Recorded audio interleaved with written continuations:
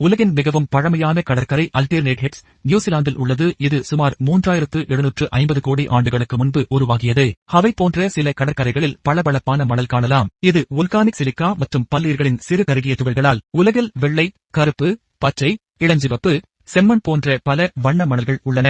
ஹவை புனாலு கடற்கரை கருப்பு மணல், பஹமாஸ் ஹார்பர் தீவு இளஞ்சிவப்பு மணல் கொண்டவை. சில கடற்கரைகளில் மணல் நடக்கும்போது அல்லது காற்று அடிக்கும்போது இசை போன்ற ஒலி எழுப்பும். இது மணல் துகள்களின் வடிவம் மற்றும் ஈரப்பதத்தால் ஏற்படுகிறது. கடற்கரையில் இருக்கும் மணல் இயற்கை என்டிபாக்டீரியல் தன்மையுடையது. இது சிறு பாக்டீரியாக்களை அழிக்கும் தன்மை கொண்டது. மால்டீவ்ஸில் உள்ள சில கடற்கரைகள் இரவுகளில் நட்சத்திரங்கள் மினுமினுக்கும் போல காணப்படும். இது பயோலுமினசென்ட் பாக்டீரியாக்கள் காரணமாக நிகழும். பிரேசிலில் உள்ள பிரையா டு காசினோ பீச் உலகின் மிக நீளமான கடற்கரை. இது 254 கிலோமீட்டர் நீளத்துடன் அமெரிக்காவிற்கும் அருகில் உள்ளது.